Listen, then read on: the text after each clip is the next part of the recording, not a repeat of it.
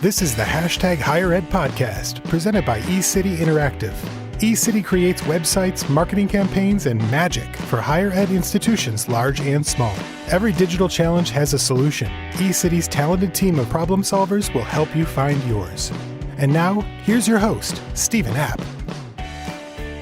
Hey everybody, and welcome to Season 2, Episode 10 of the Higher Ed podcast. I am your host with the most, Stephen App, and I am really excited for today's episode. I think, in my career, one of the things that I'm most proud of is that I have become equally known for my insatiable love of donuts as I have for the actual work that I do in the higher ed space. The downside is that people don't fully understand my equal appreciation for ice cream. And that is why I am not only really excited about today's episode, but why I have budgeted time post-episode to go to Dairy Queen. We are talking to the University of Wisconsin's Foundation and Alumni Association and their incredible Get the Scoop campaign. Here to help me talk about that is their Director of Media and Public Relations, Tod Pritchard.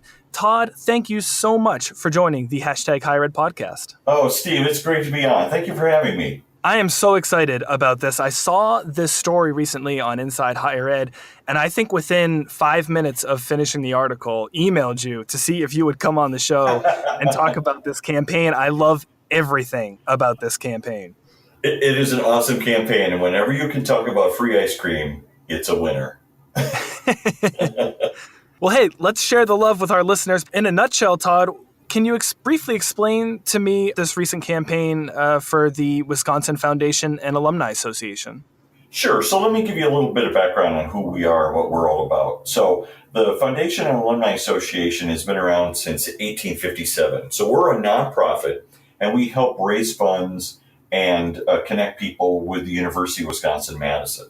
And so a couple of years ago, probably about 2 years ago, we started a project where the goal was really to highlight the stories of amazing alumni across every county in the state. Wisconsin has 72 counties, so our goal was to do 72 stories profiling alumni that are currently doing amazing things, alumni of the past that did amazing things that changed the history of the world. So we did those stories, and we put them together as kind of a magazine type format and sent those out to people across the state, and that was pretty cool.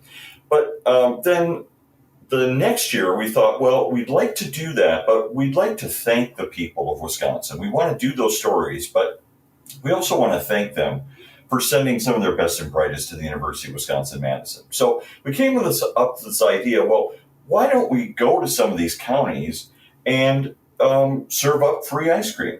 So what we did was we got an old 1957 International Harvester Metro, which is basically like if you will, kind of a milk delivery truck from back in the day.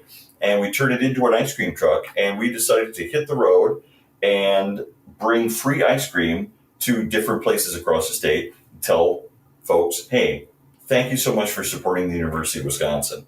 And so we did that last year, and then this year we kind of morphed it again into we're still doing the ice cream truck, and we're still thanking people, but we're also using it as an opportunity to do some myth busting.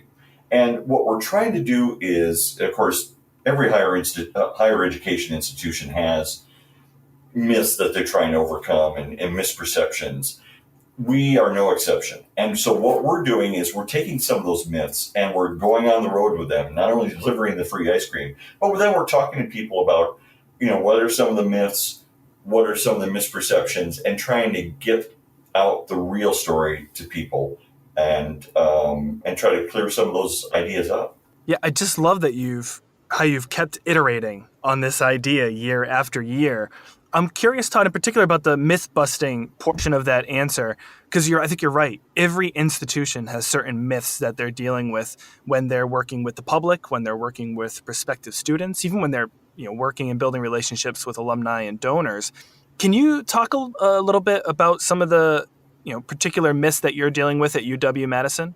Sure, absolutely. I think probably the most common myth, and I hear this one all the time, and I go out on the trek on a regular basis. We have a great staff that runs this truck and does a fabulous job. I tag along sometimes, and the number one myth that I always hear, if I were to rank them, I guess, would be that students graduate with a tremendous amount of debt. And, we hear that all the time. There's stories in the media about students that carry, millions of dollars, they're never able to pay it back and that kind of thing. And of course, there are some of those, cases out there. But when we did our research, we found that myth is not true for the University of Wisconsin. In fact, over half the UW-Madison students who graduated last year had no debt, zero debt. Wow. Over half, yeah.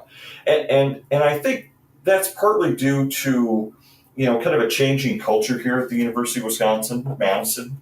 The university has done a tremendous job to look for every opportunity they can find to help students with paying for college to get through as debt-free as possible. One of the really cool programs they just started up this year is called Bucky's Tuition Promise, and it's really simple. So any Wisconsin resident who gets accepted to the University of Wisconsin, if their family has an adjusted gross income of $56,000, they get free tuition and segregated fees for 4 years. There's no paperwork to fill out. You don't have to apply and get accepted. It literally is just if you make $56,000, which is approximately the median income of households in Wisconsin. That's where they came up with that number. If you make 56 or below, you get tuition, segregated fees paid for. Obviously, housing, food, that has to, be picked up otherwise. But it's a huge help to so many low and middle income families. And of course, if you don't make 56,000, or if you're making over 56,000, there's still a lot of programs that the university has to try to help out. So I think it's really trying to make the University of Wisconsin affordable for Wisconsin kids is it's a huge effort here at the University of Wisconsin. And I think it's working. Gosh, first of all, that is an incredible program and mission for the university, and how exciting for you and the team that's the message you get to spread, when you're doing this tour. Absolutely. I think that, there's so many one-off stories, and, I see them all the time, and I'm sure other people do too, where, folks do have a tremendous amount of debt. And no question, debt is a huge issue for a lot of students. But there's this myth out there that like everyone's carrying debt and no one's going to be able to get out from underneath it. And, and that's just not true, especially for the University of Wisconsin-Madison students. So yeah, it's one of those things where people, I guess the best way to describe it is when I tell them about that myth, they do a double take. It's just like it's almost like a comedy routine. It's like doing, like, what? You're kidding me, right? They just don't believe that one. And so that one we're really trying to get out there. There's a couple other ones too. Probably one that we hear a lot is that it's very difficult for Wisconsin kids to get into the University of Wisconsin-Madison. And again, that's a myth that we're trying to bust wide open. In fact, the university's goal is to be the university for the state of Wisconsin. So what we found is that 2/3 of all state applicants are accepted to Madison. So while student numbers have increased, we've actually increased the amount of kids from the from Wisconsin that are accepted into the university. Todd, I'm thinking about this ice cream truck and the way you described it, right? This old retro 1950s era bus or van. I'm imagining someone coming to a team or a group of stakeholders and pitching this idea and the faces that they must get in return. Can you give us a peek behind the curtain into how exactly your team came up with an idea to drive an ice cream truck to every county or, the different counties in Wisconsin?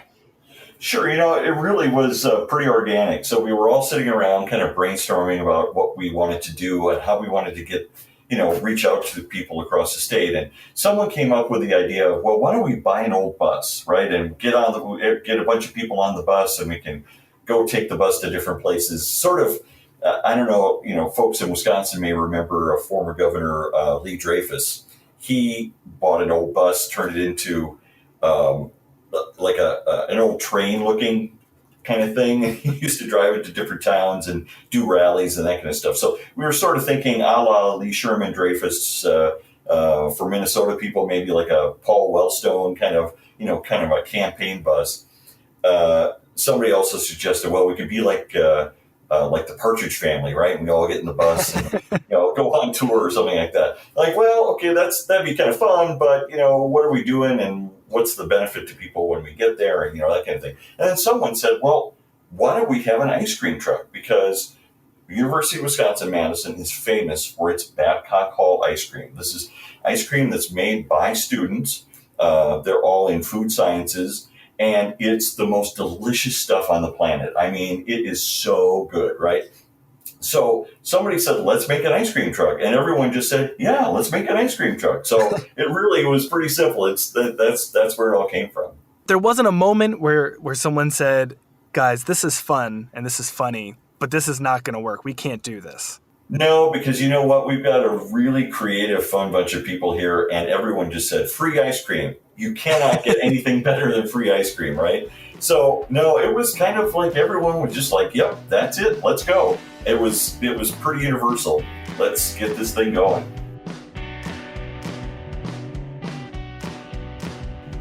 Hey, podcast listeners. If you're anything like me, you've likely found yourself listening to more and more podcasts lately. And if that's the case, you're not alone. Recent research shows that 26% of Americans now listen to podcasts monthly. That's higher than the percentage of Americans using Twitter. For many podcast consumers, the rise in podcast popularity has led to dreams of producing a branded podcast for their own institution. Unfortunately, the road to planning and producing a podcast isn't as straightforward as consuming one.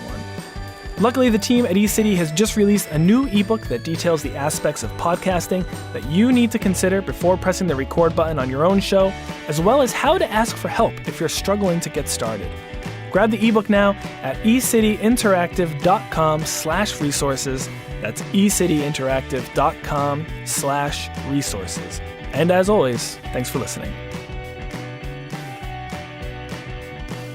The more I hear you talk about this campaign, and especially the myth-busting aspect of the campaign, I can't shake the idea that, here you are, working for an alumni, or really a nonprofit organization that is supporting the University of Wisconsin. But really, you're talking about connecting with alumni, and what I'm hearing you talk about with the myth-busting is really for the benefit of your communications, marketing, and admissions departments of UW-Madison. So I guess, was that an intentional aspect? I mean, how closely did you work with maybe your admissions team or marketing team prior to launching the myth-busting aspect of this campaign? Or has it really just, again, been a little bit of an organic process where you've added in another feature and they're the happy beneficiaries?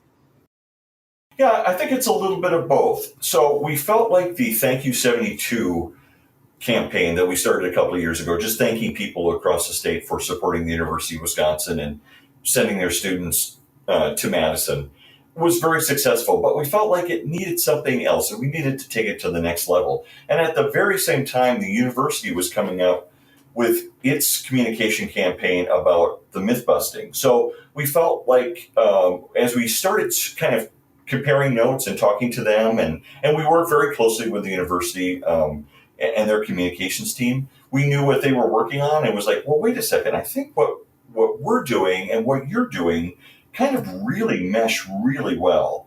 And so it was a bit organic in that we were just like, well, why don't we take some of your myth-busting stuff and incorporate that into the free ice cream and the traveling around the state. And it really works. I think one of the reasons it works is that the university really did not have that component available for itself, right? So they were really doing more creating some online advertising, some spots that they would use, but they weren't really engaging people on the ground. So really, for those two campaigns to come together, it was really a perfect fit, and it's been super successful. No, Todd, I think it's one thing to plan ahead and strategize with other departments and stakeholders within UW-Madison.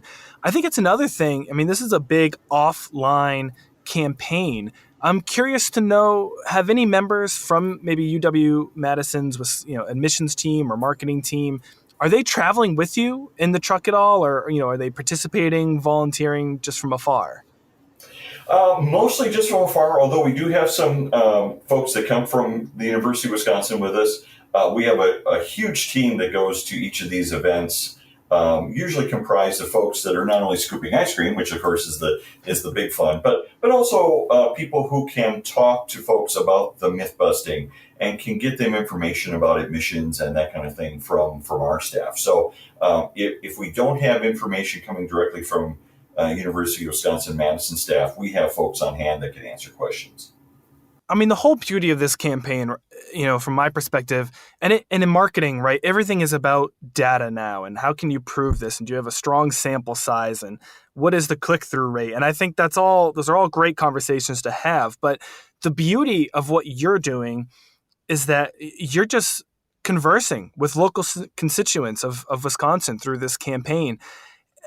When it comes to feedback or evaluating the success of what you're doing, have you received any feedback from admissions, either in regards to quantitative or just anecdotal feedback, in terms of the fact that this campaign is maybe boosting in-state application or inquiries or, increasing any other relevant KPIs?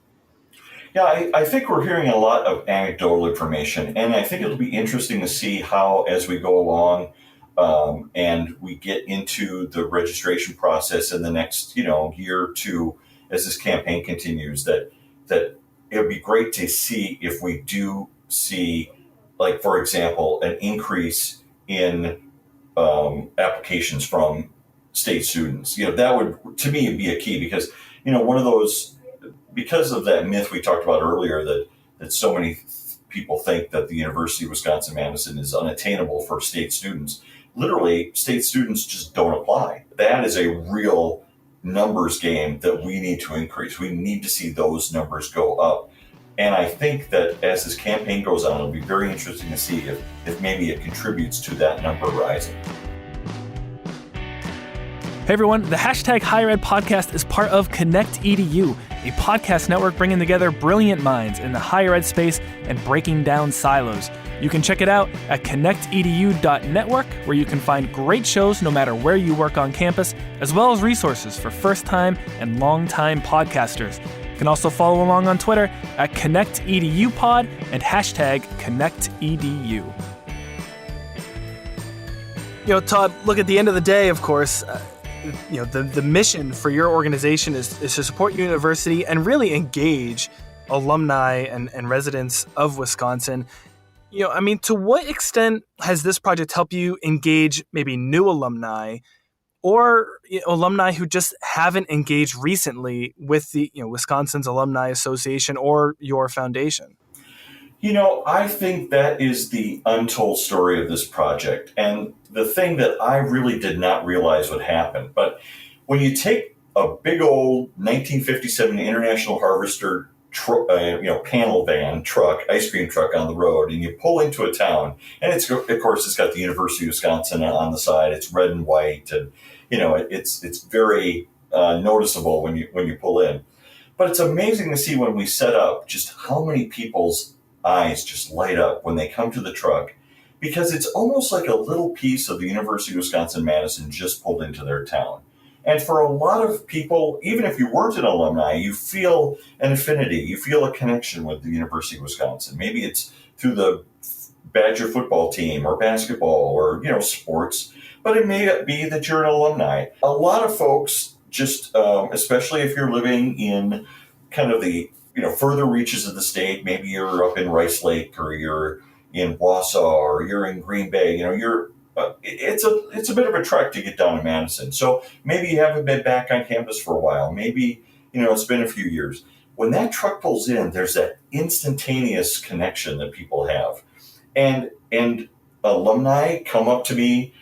One of the things that happens, Steve, is because we have this truck giving out free ice cream, we usually have a big line of people waiting for ice cream. So what I do is I kind of start at the front of the line and I work my way to the back, and I just tell people or talk to people about, where they're from and what they're doing. And people just want to share their story. They want to share either their connection with the University of Wisconsin-Madison, or they're an alumni, and what did they do when they came here, and what were their favorite things to do, and what did they love about campus. And, it's a benefit that I didn't really anticipate, but it's just that connection that people want to tell their story and want to be able to feel that connection with the university again. And I think, we can send out as many emails and letters and things as we want to, different communications, social media, it's all great stuff. But, to have that one-on-one connection you can't beat it. And there's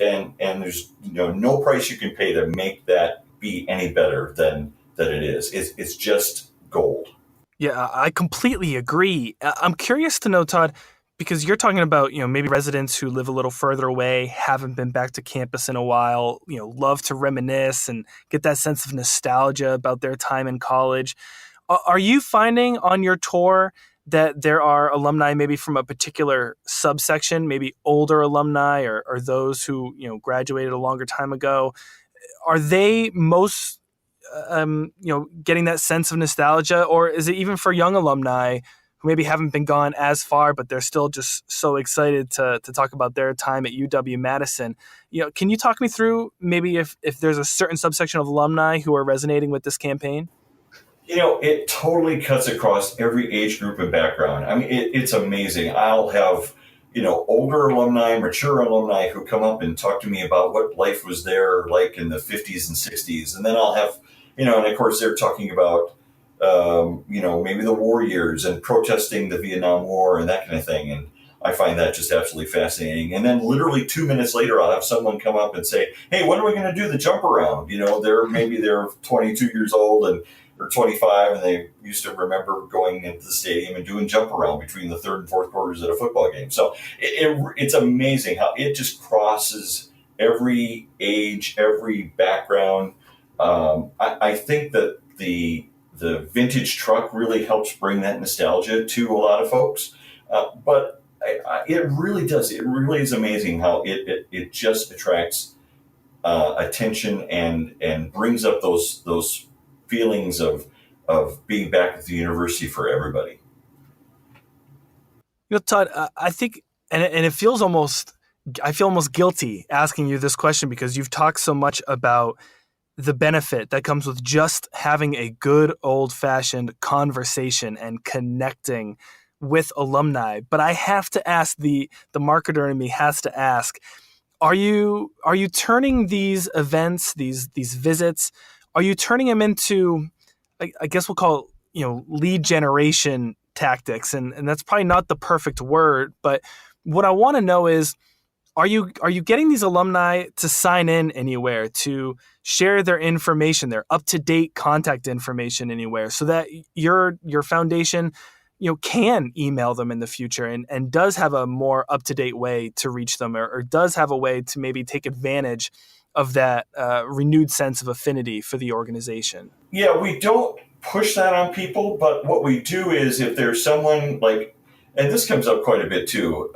it's free ice cream. And so, but people want to give something, they want to be able to pay. And, so what we say is, no, we're not accepting any donations or tips or anything like that. But, we'd love it if you haven't recently gone onto our website to go onto the UW Alumni website. And hey, if you want to give a $5 donation, or you want to just sign up for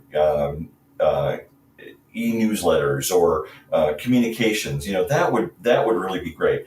So we're finding that a lot of people are looking for a way to show their appreciation and kind of get that connectivity going again. So we don't take lists at the locations, but what we do is we give them a little card with, here's our website and here's our, email and Facebook and Twitter and, and all the other ways to connect. And it really encouraged them to, be, again, a part of the University of Wisconsin alumni family. And I think that's it's a way of doing it without seeming like we're trying to sign you up again or whatever. Now, the other thing that we do is we do ask everyone to give us their email information, which we don't sell to anyone. We don't do anything with, but it will give us an opportunity to reach back to those folks and just say thank you for coming to the truck, and please, here are other ways that you can connect up with us. I think the other thing too that we've been doing with this campaign is making sure that before we get to a town, that we're getting the word out that we're going to be there. And that has generated a lot of really great media attention. So obviously we do a lot of social media. We'll get the word out that, hey, we're coming to West Bend, for example, and we're going to be there from 6 to 10 o'clock, and here's where we're going to be at, and that kind of stuff. And that is a great tool. I mean, I have so many people who come out to me at these events and just say, hey, I just saw you on Facebook that you're here. I just came down, So kind of that spontaneous, interest in what we're doing and coming down to see the truck and get some ice cream. But we also do a lot of traditional media. And I think sometimes marketers kind of forget that, especially in these smaller towns, the local hometown weekly newspaper is still the source of information for that community. So we reach out to those editors. We'll send them a media kit, which has a story. It has facts on the truck. It has a profile of an alumni or maybe two from their community and how they've reached out and changed the world thanks to their education here at the University of Wisconsin-Madison. And that has been awesome. We've really gotten a lot of interest from the local media. Not only, of course, are they printed in their paper, but all these outlets have, of course, websites. They have social media. So it's just amplifying that message and getting the word out. And we've estimated so far that in earned media, we've come up with about $25,000 of earned media so far in this campaign. And we're only in August right now, and we have a couple of months to go here. So that has been a really solid way. And I think just a reminder to folks that, I know we live in the social media world and that's important, but, making sure that you're making those connections locally, especially in these smaller towns that, the local newspaper, radio station, sometimes even obviously if you're in a bigger television market, getting the word out there and generating the interest and stories, that's again, just a win-win. That's fantastic. I mean, and how awesome that you can quantify it in that way about the earned media. And I love that you're tapping into your audience and understanding what your audience in these residential areas, what they're using for their media and what their media digest is, and taking advantage of that. I think that's brilliant. Yeah, thank you so much. It is a good reminder that traditional media is still very valuable, very important, and is a very awesome tool, especially in smaller towns. And I think another thing that we incorporated that has surprised me and on its impact is we asked local lawmakers to come down and be with us in the truck. Obviously, we invite them in, they scoop ice cream, they get to talk to their constituents, and that's awesome, right? And it's nonpartisan. Republicans, Democrats, everyone's invited. But I think the side benefit to it has been that gives us an opportunity to kind of coach them up on what the University of Wisconsin-Madison is doing. And earlier we talked about Bucky's tuition promise.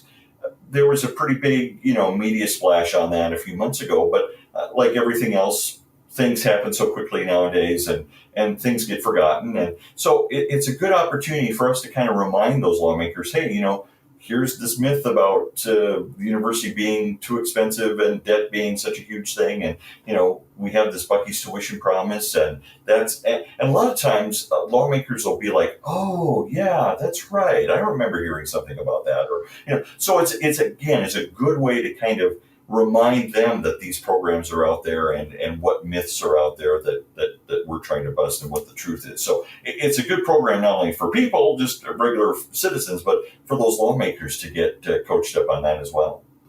Todd, you also have a great microsite for your organization that supports this campaign, one that includes quizzes, alumni stories, videos. In fact, I want to pause real quick and play the audio from one of the videos that you have on this microsite that is a part of the myth-busting aspect of this campaign. Let's play that back real quick.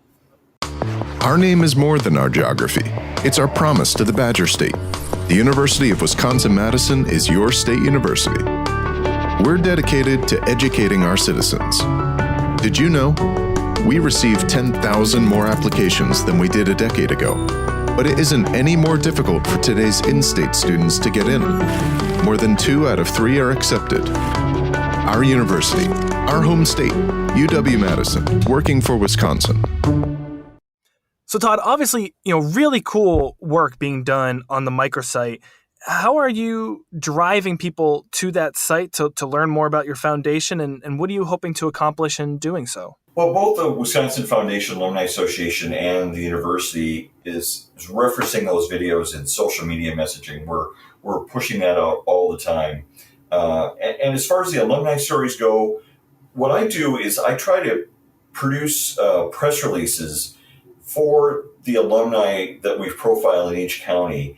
And so it gives, again, the traditional local media a chance to kind of find a hook to talk about this. So, for example, a lot of times I'll try to find when we're going to a specific county, an alumni from that county, and maybe something that they did in history has a time hook to it. Maybe, for example, George Pogue is a great example. He was the first African-American athlete to medal in the Summer Olympics. This is, way back in 1914, way before Jesse Owens and his time and his amazing efforts. But what we did was, when we go to lacrosse, we really profile George and his story and make sure that people know about that. And so we look for those ways to kind of connect back to alumni of the past, or even alumni that are currently doing amazing things, and share their story. So again, that's a way that we use that site to not only have those videos, those myth-busting videos, and that quiz that you mentioned, but also to give people an opportunity to read all those stories that we've accumulated over the past several years now. We're up to probably about over 200 alumni stories. And so that's great material that we kind of repurpose, reuse, get out again and again to make sure that people remember those alumni and again, kind of reconnect with people. Sometimes you forget that some amazing people came from all these different counties of the state.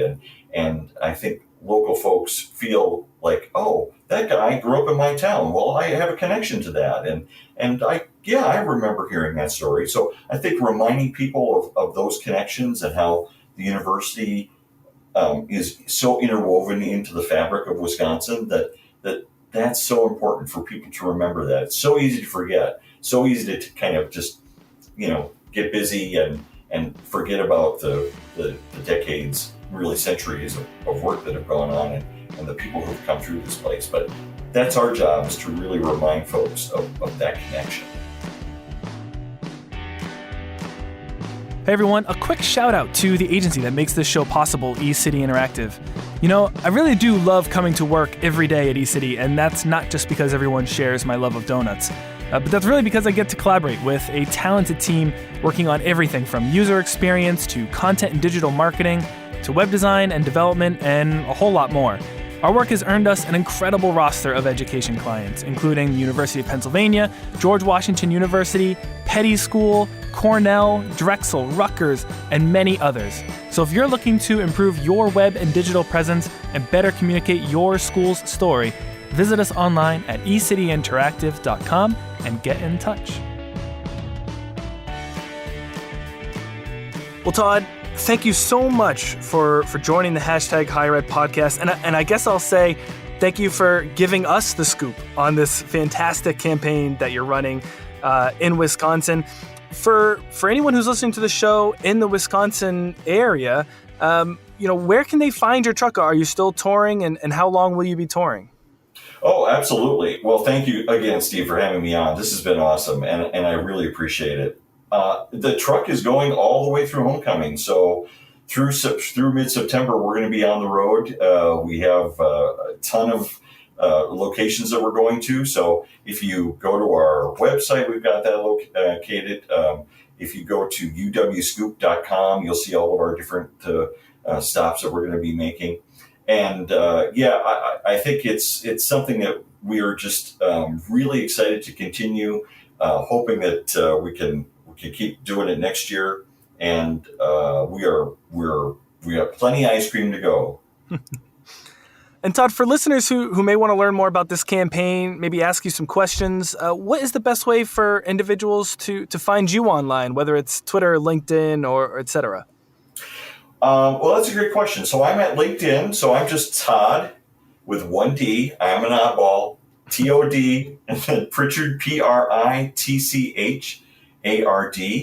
Or you can drop me an email. That's just Tod, just again Tod .Pritchard, Pritchard at supportuw.org. Excellent. And of course, each week on the show, we ask our guests to give a social shout out to a colleague or an individual that deserves a little bit more recognition of their work.